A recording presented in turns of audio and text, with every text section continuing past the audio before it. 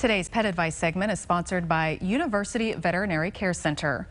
And we welcome Dr. Travis Gratton with University Veterinary Care Center. Good morning, Dr. Gratton. Good morning. Well, recently Dr. Guernsey was here. We were talking about keeping our pets at a healthy weight, which is of course very important.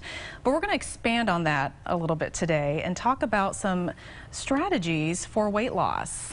Yeah. What are some factors involved in weight loss? Well, certainly, just like with people, unfortunately or unfortunately, genetics is certainly the biggest one. You know, your body type, your style, your metabolism is all kind of preset. So you that leaves us with the calories in, calories out thing. So that's kind of what we're left to work with a little bit. Well, let's talk about that a little bit. What options are available on, let's say, the calorie intake side?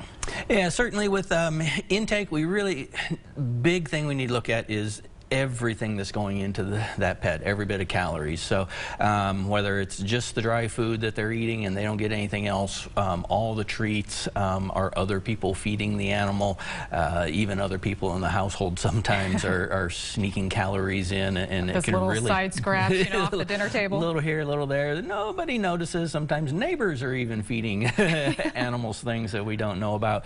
But the treats and the snacks, canned and dry food, kind of got to look at all of it together and look at everything that's going in. Yeah, they certainly do add up pretty quickly.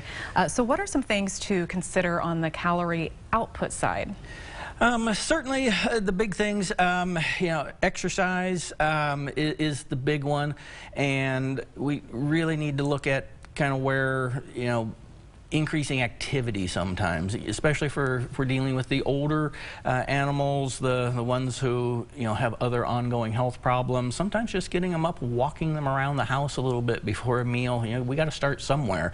You know, beautiful weather like we're having now. It's springtime. You know, I mean, get out and go for walks. Take them for walks. Go play in the yard. Even cats. You know, we can stimulate them to do something other than hold down furniture all day.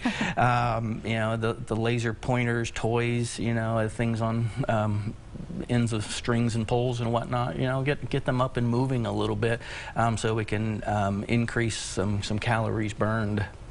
Well, I've tried to put my cat on a leash. My cat said, no thank you. Yeah. I admire people who can do that, but my cat, nah. Yeah, some will, some won't. Be careful if you try it. Yeah. They can react kind of dangerously, but it can be kind of, some cats do go for walks on leashes, yeah. But most of our dogs, even if they're not used to it, a lot of people working from home can certainly take their pets out and go for more walks or get them outside and play more. But even if you just kind of get them off the couch and walk them around a few times and get them burning some calories and moving a little bit, the more we move, the easier it gets. Absolutely, and plus, if you're getting your pets out to move, then you're moving along with them, so it's a win-win for everyone. It is, and you know, break up the monotony and some mental exercise as well as the physical exercise.